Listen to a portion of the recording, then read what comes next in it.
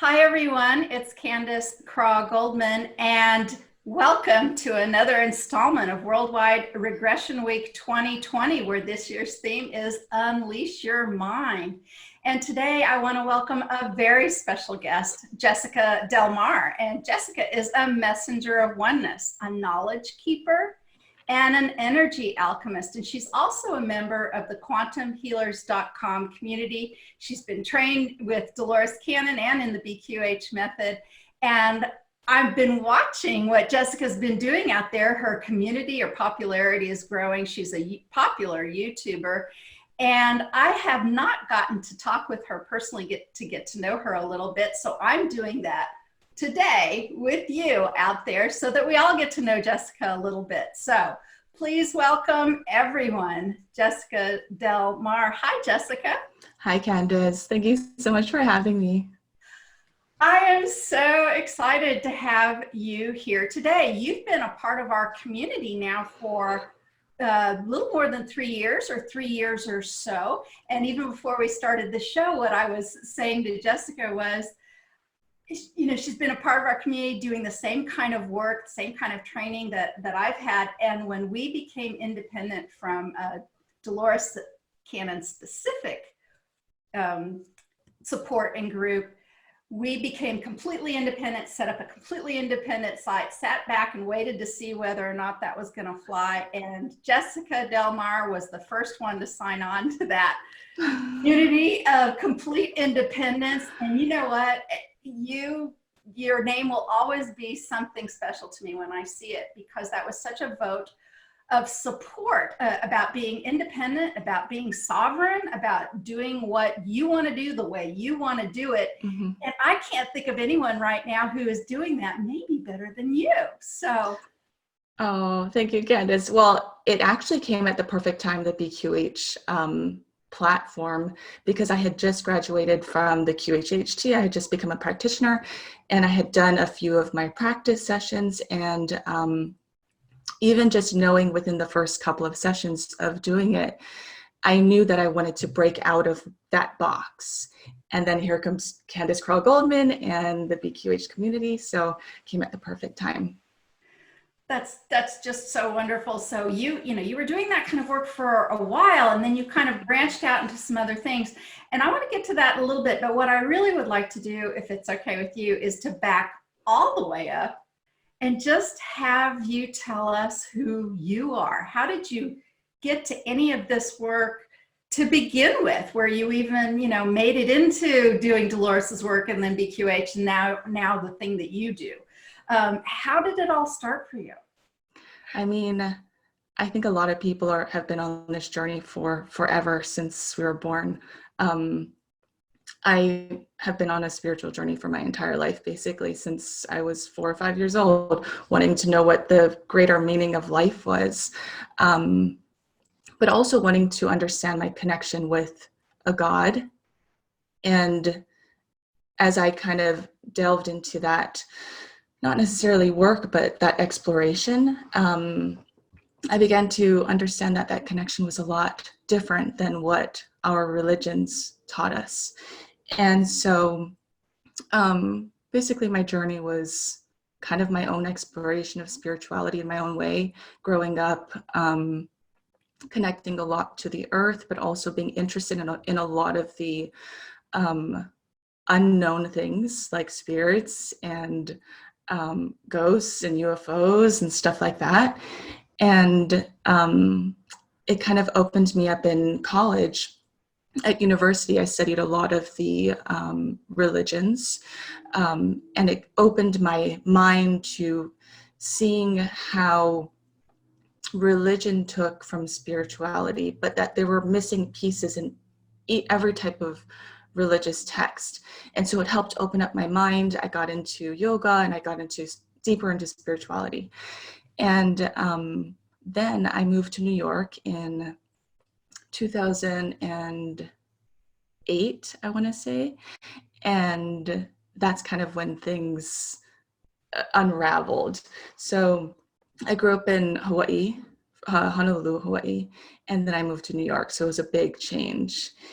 And that alone, I think, was a huge catalyst in my expansion.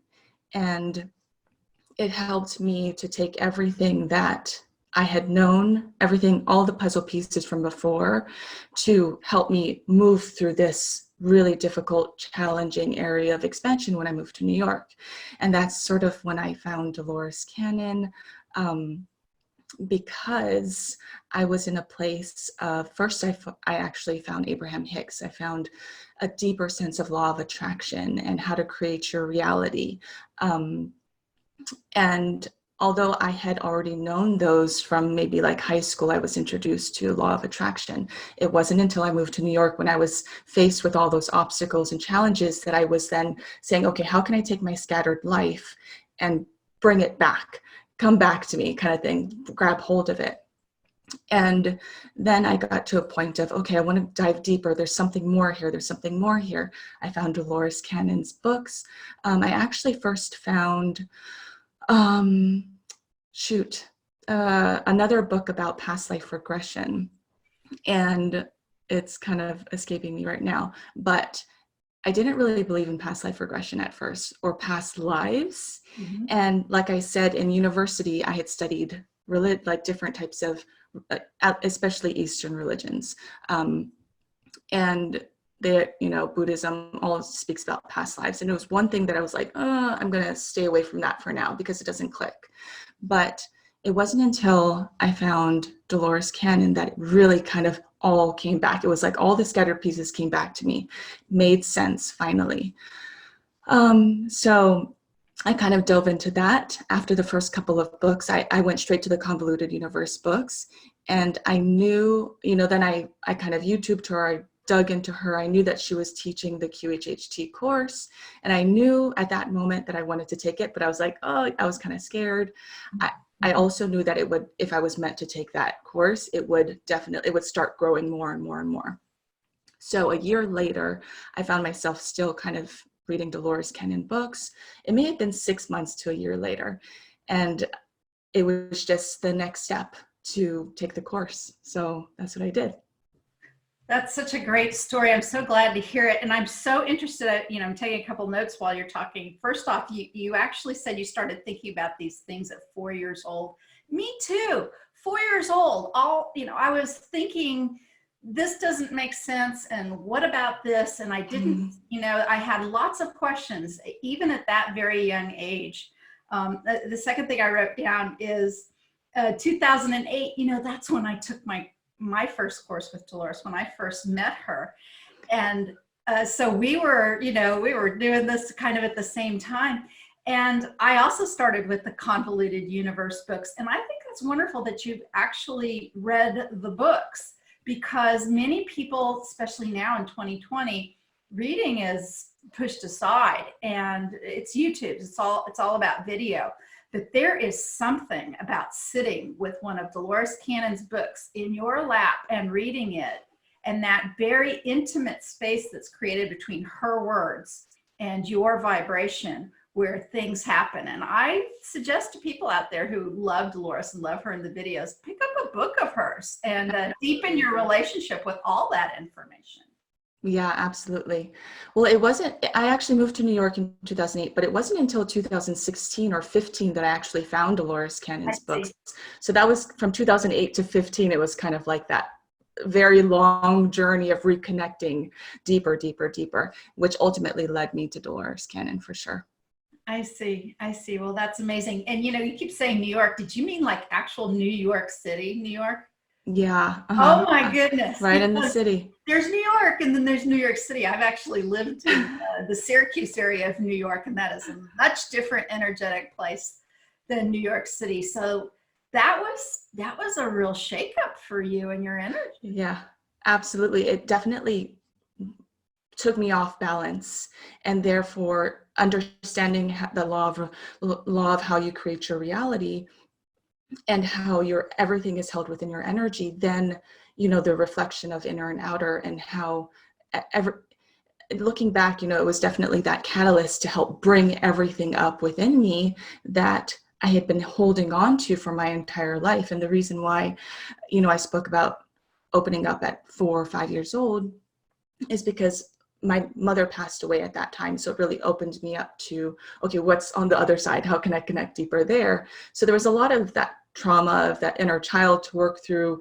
And so a lot of all of that stuff was coming up with this catalyst, which was New York City. And that the energy of New York City is very much something that tests people. It's very dense. It helps people expand because they're forced into those places of challenges, but it can also bring a lot of people down into those lower energies for sure. Well, let me take this moment to kind of hug your heart across the years and the miles about the loss of your mother. That's huge. I had my mother until a few years ago, but my own mother lost her mother at that age, at the age of 4.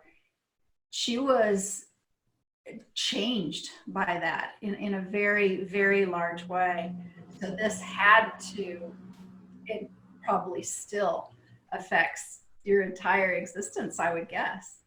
Absolutely. And, you know, it's funny because this is kind of like the first thing down for this interview. Actually, last night I was kind of bringing in the guides and saying, what should we talk about in this interview? And a strong inner child. So this is what's really going on in the collective right now, is this inner child wanting to come out and play. Because really, to move into 5D, you know, everything Dolores Cannon spoke about, this new earth that we're moving into is very much about how do we let go of all of these old programs and open our hearts and unleash the mind, what this is all about.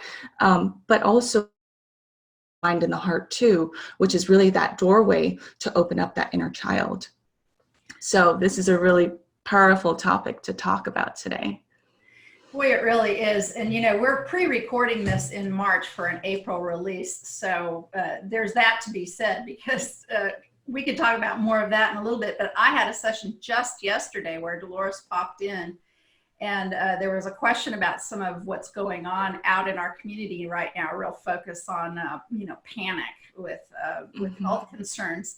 And one of the things she talked about was the energy of the people unleashing the excitable and unruly child who kind of gets thwarted.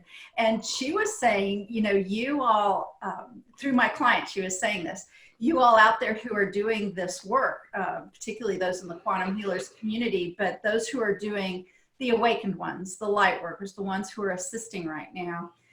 She was like, you know, it's your job to help bring the calm back to exactly what you're talking about now. It's this energy that is just insisting on bursting forth, because what's happened our entire life, of course, from the moment you're sent off to kindergarten, the whole thing is sit at your desk, contain yourself, don't use your imagination, don't be creative, don't step out of line. I mean, we start getting programmed very early on, don't we? Absolutely, yeah. And really this time is kind of calling for us to dig deeper into what is the seed of who we truly are, because a lot of us are shaped into who we are because of all of these outside influences and programs and what schools taught you and what, you know, even your parents. And it's like, so how do we strip all of that down? This is part of the ascension process. How do we strip that down and really get back to the core of who we are? And that's your connection to your divine inner being. Dolores Cannon taught about that connection to the subconscious, your higher self. And that's why I love QHHT and BQH2, because that was actually the doorway to help me connect deeper to my higher self, which ultimately, because there are so many different layers to your higher self, the greater aspects of you, essentially, it really helped me to dive deeper into those different layers to ultimately be where I am today. You know, I was thinking as I was listening to some of your YouTube videos, which are beautiful, by the way, beautifully produced, beautiful energy, beautiful messages to share with others. I was thinking about myself as a practitioner and how I've been growing, of course, myself over these more than 12 years of doing sessions. And I was thinking about the way you were talking about energy, how in my own experience, it's just deepened and broadened and everything. So did that happen with you when you were doing the sessions back and forth? It sort of helped grow that part of you that's able to connect to this information? Oh, absolutely. Yeah, for sure. Because this is another thing that's a powerful message wanting to come through for the practitioners out there is to understand that your clients are a reflection of you. So in every client that I saw me, and that helped me to dive deeper within myself. But also it helped me to understand how that higher self works, the subconscious, so that when I dove into it myself and in putting myself in self-hypnosis, my own meditations, it helped me to navigate it and understand that the messages that were coming through were not just me in my mind. It was coming through from a greater aspect of me, but also it taught me how to trust really in the whole process. Mm-hmm. For Well, sure. I love the way you bring up some things, and I want to now, I don't know how long you've been in Kansas City, but I love the fact that you're just up the road for me. You know, you're 3 or 4 hours north of me. And I have really started to think about where we are right now and the connection to the physical place here, which is often called the heartland, you know, the heartland. And there's a lot of correlation between where we are, who we have around us, where we are on the planet, and the energies. So I wonder, now that you are, you know, in my neck of the woods, what's the energy like for you here? You know, it's interesting because I'm very much a coastal girl. I grew up in Hawaii, moved to New York City. I feel comfortable on the coast. And so moving to the middle of the country was another expansion point for me, for sure. um, you know, to be honest, when I first moved to the middle of the country, smack dab, it felt a little stagnant because the coasts have such roaring energy. Water does that. Water helps bring in that energy and open up flow. So there's a lot of movement. The middle of the country, there's not a lot of that energetic movement. But since being here, I definitely have begun to feel movement, not necessarily through the ocean, but through the weather. There's the snowstorms, there's a lot of the thunderstorms, the tornadoes. So there's a lot of movement in a lot of other ways. And I think it goes hand in hand with the awakening that's going on too. Just for me coming here, feeling a little bit of the stagnant energy, but then having that energy ramp up and open and open and open. So, and again, like there's so many more people awakening at this time that adds to that momentum of moving energy. What do you think of the Midwest energy from living here for so long? Well, you know, I've been in Texas, I've been in New York, I've lived in lots and lots of places myself too. What I'm struck with, and I've talked about this in other places and in other ways, but you know, this place where we are right now, this plain, used to be eons ago. This was an ocean. And there are huge salt deposits underneath the ground here. Some of the biggest salt mines on the planet are just a short drive from my home. And the salt is a kind of crystal, and it's a kind of neutralizer. And it's a very interesting place to live. I'm a country girl anyway, and I love the grasslands, and I have a Native American spirit in many past lives, so I'm very comfortable here. But I do know, and I do feel the energetic differences between all of these different places. But what I'm finding is that there's like this slow, huge, moving, quiet rumbling happening here, right smack dab in the middle. And we often are termed the flyover states by the people on the coast, and in other not so complimentary terms. But there's a lot going on here that sometimes is not seen in the surface level, and there's some stability here too, you know, to look at the positive point, but I enjoy very much being here. And you know why else it's fine for me? Because this way, this kind of communication, that we're able to communicate with anybody on the planet, as long as we've got the interwebs working, this is a way to do that, to stay connected with all of these different points. I see some real surprises coming from the heartland. Yeah, absolutely. Because there's a lot of activation going on in the heart all around. Yeah. And I've been noticing all of the activations of the planet in a lot of different ways because of the movement into 5D. And what it's doing is it's raising the frequency of everything, not only us, but the frequency of nature. So the crystals, all the salt deposits, even that what would have been stagnant, what just 10 years ago, is now coming alive in a whole new way. It's very exciting to see and feel. But also we have to understand that it goes hand in hand with all the changes going on the planet too, including all of the natural disasters, all the natural weather patterns changing and shifting. Yeah, it's all connected. One of the last videos that I watched of yours talked about the umbilical cord. And it was such a fascinating video for me to listen to. And I want to ask you a few questions about that. So you started pretty early on in the video. You talked about seeing these Merkabas and these kaleidoscope kind of energies. And I actually got really excited. I was doing stuff in my kitchen and I was listening, and all of a sudden you said kaleidoscope. And I thought, you know, you may be one of the first people who's ever really used that term in a way of describing the access of energy and how you get information, and how quickly all you have to do is one little, and everything shifts. This is what I've been seeing. It's like, and I've been calling it too, a spirograph, or a three-dimensional spirograph, with all of the colors and all of the movements and the gears and the twisting and all that. And I got really excited, and I thought, I wonder if she could tell us a little bit more about what that's like when it comes through.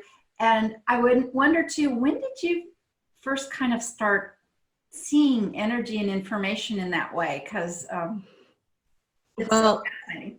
Let's start off with how it started. Okay.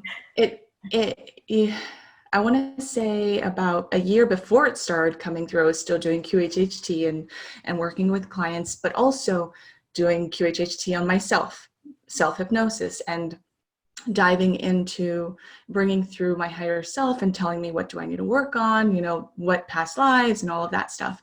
And one thing that had come through was not necessarily information about Lemuria and Atlantis, but knowledge that there was going to be an opening of information about Lemuria and Atlantis, and that I would be bringing forward information because I was looking for the information to come through my clients. I was wanting to dig more of that from my clients, and it wasn't coming. So I was kind of like, not necessarily disappointed, but I was like, how is the information going to come if it's not coming from my clients at this moment? Of course, it's saying just allow for the unfolding. So at that moment, I was like, how is the information coming? I have no idea. But you know what? I'm going to leave it and continue on doing what I'm doing. Then a year later, diving even deeper, it all starts to unfold.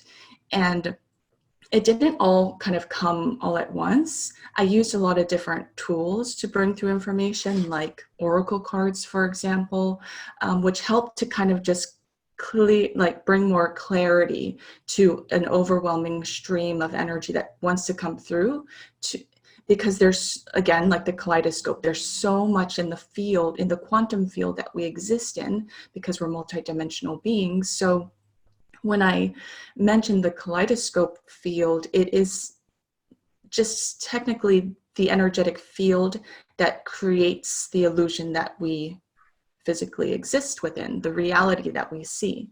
And with the shift of that kaleidoscope, you can see a different reality and the kaleidoscope shifts with your vibration, along with your thoughts and your intentions.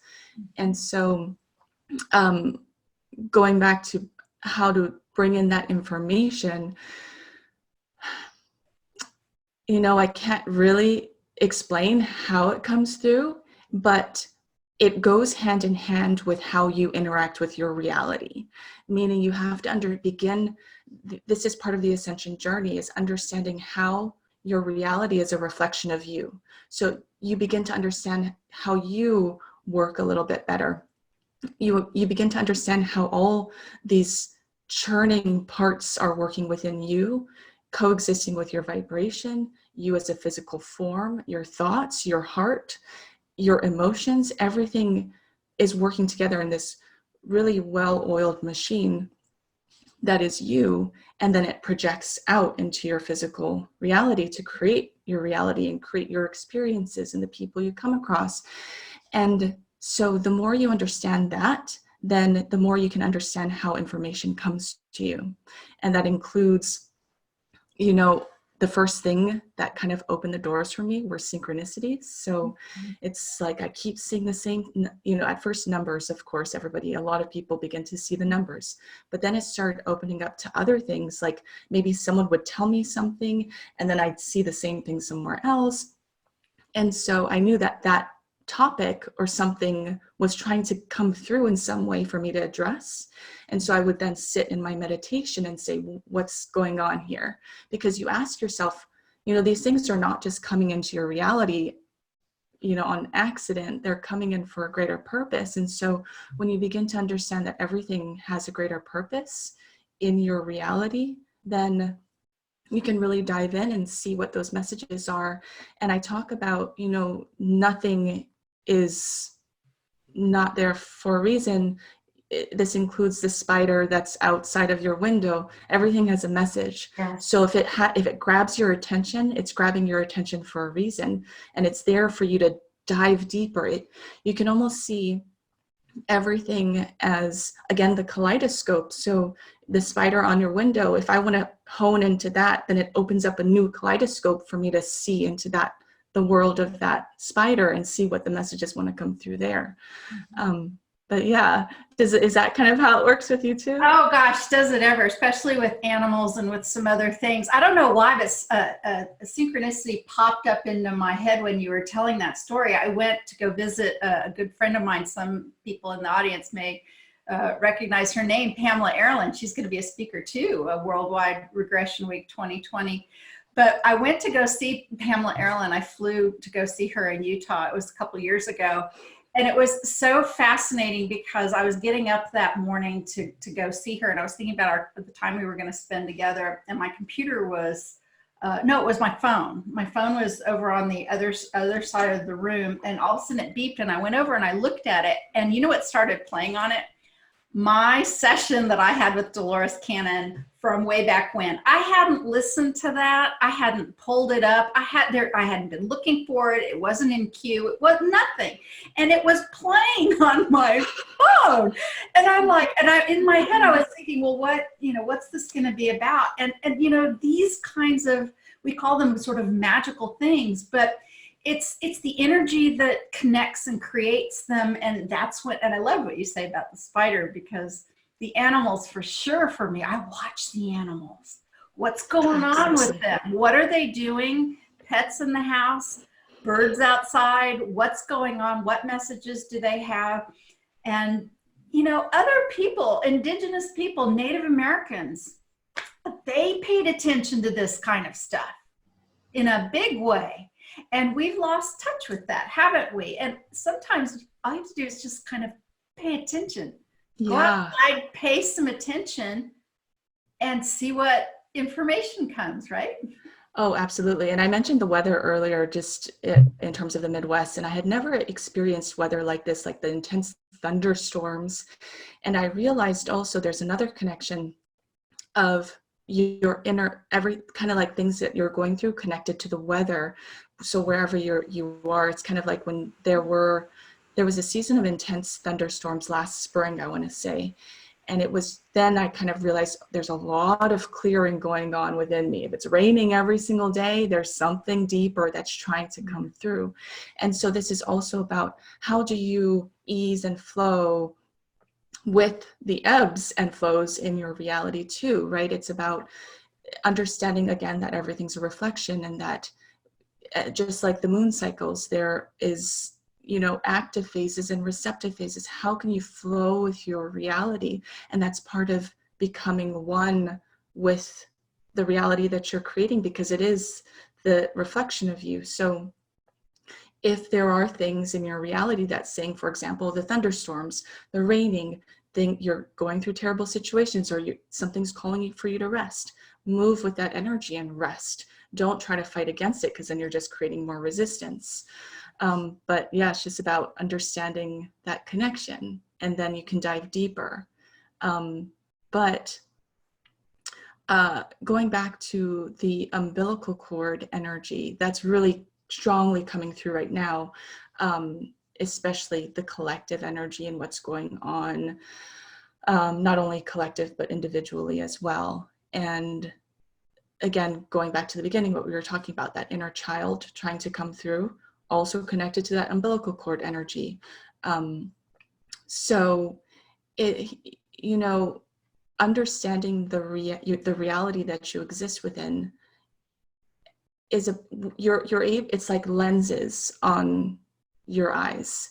You begin to peel back the lens to see more clearly. But it goes hand in hand with the clearing that you're doing within. So the deeper you dive within, the healing, the clearing of the programs, the cleansing of things that no longer serve you, you're just peeling back layers of the onion in order to really dive back into that seed of who you truly are, the divine inner being, your inner child. And then your outer reality begins to look more clear. Things make more sense. You understand the many different connections. And you're able to hear your higher self a lot more clear as well. Something that I've heard you say in videos that I really enjoyed was that you can't run away from the truth and some of the hurts and other things. You think you might be able to, and there's just no way that you're going to be able to do that. You really have to face it you got to go through it. You can't avoid it. And a lot of what people have avoided is coming up and bubbling up right now. And again, we're kind of making, not really, but this will be airing a few weeks from now, a handful of weeks from now. And it'll be interesting to see when this plays, how things have shifted. And I'm watching a lot, and light workers too, people who are, and healers too, are going through, we're people too, we have our own stuff, and a lot of people are going through a lot right now, a lot of clearing, a lot of deep stuff is coming up, even stuff you thought you've dealt with a number of times. It's really chaotic out there, isn't it? Yeah, well, it's the same thing about opening the layers of the onion. So a lot of people think, even light workers, we've done the work, the shadow work, and we think we're done. But you don't realize that the deeper you go, there's more layers to that shadow, but you're just in a different place to then heal it and to then transmute that energy. So that's what's important, is that outer layer. The reason why that shadow work felt so hard and long is because you didn't have the tools to necessarily transmute it the way that you would as you dive deeper into the layers of the onion. But yeah, there's a lot happening right now. So, we often talk about, doing the inner work and finding out the things, the control programs and stuff. But what's happening in my sense of looking at it is it's kind of some collective programming is being rejected right now or dealt with right now.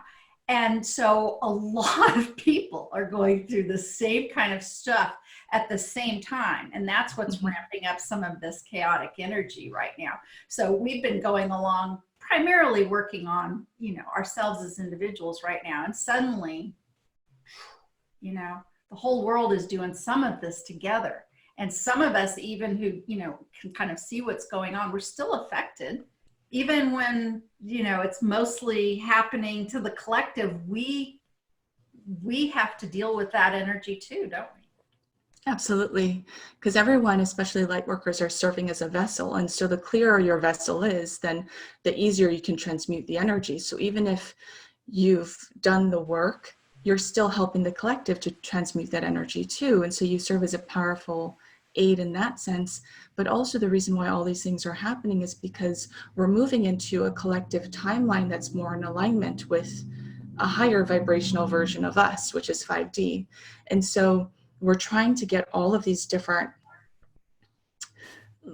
timelines, different vibrational energies, just scattered energy, trying to bring it back. So think of a funnel. It's trying to all filter in through the funnel.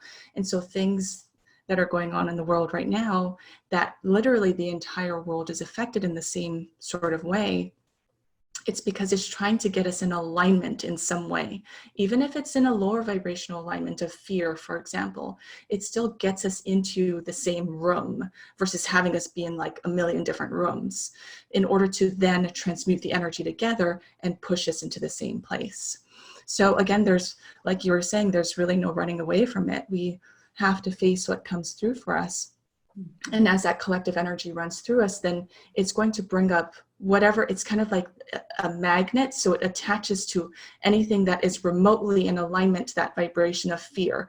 Anything that's in alignment to that you still hold is going to then be pushed through you.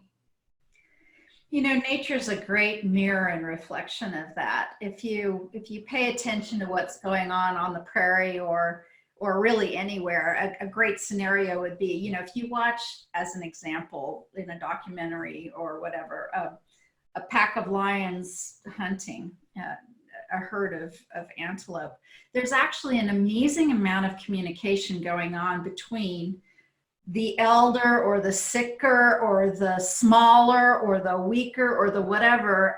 There's a vibration, there's like a signal being put out of different individuals in that herd to the lions that are coming. And this is the way nature works. But what that is that's a kind of magnet. You know, the stronger, the healthier antelope are going to get away. And then the ones, and that's not talking about being weak as a human. I'm not saying that at all. Please don't hear that in that message. What I'm saying is there is a vibration from you, and you are putting it out like a beacon into the world. You really, really are. And from that beacon, things come, like you said, like a magnet. Yeah, absolutely. And there's a lot to kind of take, you know, like you were saying, looking out into the world, and especially nature is really showing us a lot of showing us how to understand how energy works, how, you know, it's a little bit different in terms of, you know, we as a collective, we have a collective of humans at least have a different mind that we're tapped into than nature does, but we're coming into alignment with nature too. So there's so much, but that different mind was more in the 3D sense. But now that we're moving into 5D, our minds are kind of merging together. So there's a lot to be learned from nature for sure. Another thing you mentioned in your recent video, you talked a little bit more about the sun, and I'm quite aware of the sun, and I'm quite aware of needing to have a connection to it, connection with it. Not only in my BQH sessions with my clients, I tap into that sun energy, but on a physical level outside. And I started really thinking about some of the things that you've said and some of the ways that we as humans put on sunglasses and we put on sunscreen and we hide indoors. And the sun is really important, I think, right now, more than ever. The sun is something for us to connect to. Would you talk a little bit more about that? Yeah, for sure. It's part of our program as human beings growing up, especially in terms of how we receive the sun. So a lot of those programs need to be stripped away in order for us to see the seed of what the sun really is and how it can help nourish us. So that's part of just the journey of your inward journey of connecting to the sun. But essentially, the sun is really helping to nourish and push us along on this ascension journey at this time. And this goes perfectly with your theme of unleash your mind of this week, and because it's helping to activate the pineal gland. So it helps. So the physical form is going through all types of transformation to shift into 5D. And it's been going through it very slowly over the past many years. But right now, the sun is very much helping to open up light, more light into the physical form, to help the physical form transform more into that higher vibrational version of itself. But at the same time, the way that you're receiving the sun goes hand in hand with your inner journey of releasing old programs, bringing in more light, integrating more light down to the cellular DNA level. But yes, sun very much opens up that pineal gland, helps to unleash the mind, open up the crown. But the important thing is the integration of light in the physical form. So sun opens up light into the physical form. Unleashing the mind is great. You can have an open crown, an open mind. There's a lot of information that comes through there, but you have to understand that there is a deepening into the next layer of expansion when you can then pair that and connect it with an open heart. So that's one thing that really helped me to dive into that next deeper layer, is I can have all this in my mind, especially for QHHT practitioners. You're wanting to know all the knowledge, you're working in that kind of mind space. But I was taught that when you open up the heart, then it opens up the filtration system to bring in that light that you're receiving from the sun or receiving from non-physical into the form, to then open up and disperse throughout the entire body, because your heart then filters the blood throughout the entire body. So it's filtering light throughout the entire body. So that there's a really huge and powerful importance in terms of connecting the heart and mind there, which then opens up new doors of expansion. I love it so much that you've said that, because, you know, if there's anything, a lot of people ask me what's the difference between QHHT and BQH, and BQH in my course, you know, I talk at length about the heart-mind coherence, that this is so incredibly important. And it's not about just procedures or words to say or a script to follow or you know, steps to follow.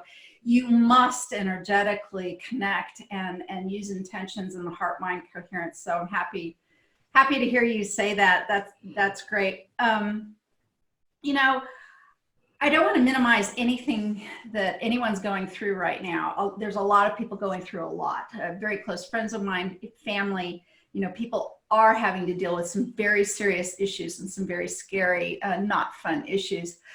I still, maybe I'm the eternal optimist, but I feel the sun in a bigger sense is going to come out. I think, you know, I really feel that maybe March really is the madness month, and that we're going to start looking things in a little more positive light. Again, that's not to minimize anything that any individual is going through. But I have this sense of a light at that end of that chaotic tunnel. How about you? Yeah, absolutely. I mean, and as light holders, and, you know, we of course hold the light, but excuse me, it's also an individual experience. And so everyone's experiencing it differently. And there's no one who's ahead and no one who's behind. We're all kind of playing out our parts perfectly. So even if one person feels like there's light at the end of the tunnel, things are lighter, someone else could feel like they're very much in the depths of things and that there is no light. But the reason why you're feeling like there's so much more light is because you're holding the light for that other person who's feeling like there is no light. And this is part of us being put into the same room and kind of helping each other along. Yeah. That may be one of my most favorite things you've said so far in this interview today, Jessica. That's just beautiful. Hey, can we shift gears a little bit? I'd like to know, because I know you offer kind of hourly sessions and half-hour sessions. One of the things that we're doing with Worldwide Regression Week 2020 is we're also talking to practitioners about what a session with practitioners kind of look like. You know, what's unique about what it is you do when you have clients one-on-one. Could you tell us a little bit about that? Sure. So a big thing about when I was doing QHHT is digging into your subconscious, your connecting to your higher self, bringing that through. But for me, I knew when I was working with clients that it didn't, there was a different way that I was supposed to bring this information through. And so now it's transformed to how I work with clients. It's just, we are tapped into our higher self in our sessions. So in a conscious waking state. And this is how I bring information through as well. I'm not in an unconscious state. I'm completely awake and aware. It's just, I'm dissecting information and with my conscious mind. So it's about the mind and the heart working together to receive the information. And that's just how our sessions are too. And it's about also, same thing with BQH and QHHT, whatever comes up in that session is meant to come up for a reason, because we're connected to our guidance. And I also work with tools such as cards and to help bring more clarity. And really it's kind of like this, it's an open conversation, open discussion, and bringing through whatever, kind of dissecting what's going on in your life. You have any questions? Let's bring through what wants to come through regarding your questions. That's so interesting. I've recently introduced something I've called a BQH mini session out there, which sounds a lot like this. It's no trance inducing anything, and it's just excuse me. It's an exchange of information and a dialogue that inspires some other things, because I'm finding, as I bet you are too, we are more connected to our higher selves than we think. And you really don't have to go into any sort of big production and trance level to connect to that. I mean, that's not the only way it happens. Can it? Of course. Can it without the conscious mind interference? Of course. But in this time of 2020, isn't more of this happening, that we are doing this on an aware level? Absolutely. Yeah. And that's actually what came through last night about something powerful right now. Is let's get into the next layer of what we would call QHHT or BQH. It's like practitioners. Let's get into the next layer. You've been working at a certain layer, but now let's dive deeper, and really what that's about. You know, even in Dolores Cannon, it's like she started off with her clients being completely under and then not remembering anything after. And then as our vibration raised, it's like we could connect a little bit deeper. So you're in a light trance, still there, bringing it through. And now it's just, we're in 5D, we're working towards embodying our higher self. So we just are our higher self, and you're fully connected, fully tapped in all the time. And so now is the time to kind of open that up for yourself, open that connection up. And then and as you open up the heart, that's really where it is to find that sweet spot to then bring through that higher self knowledge in like your waking state. You know, this is such a perfect way to talk about this, because, you know, earlier on in our interview, you talked about discovering Abraham Hicks, but you weren't quite sure about like the past lives. You know, even when I first heard about Dolores Cannon, I was okay with the angel part and even the past life part. And then it was like ETs, it was like, no, you know. So look at even you, Jessica, and me, Candace. Just a few years ago, there were parts of reality and things where we weren't ready for that. We were not ready for that. And then as we've progressed, we've accepted it, incorporated it, integrated it, able to work with those energies. And it's the same with this whole idea of having to be in a somnambulistic state for the connection.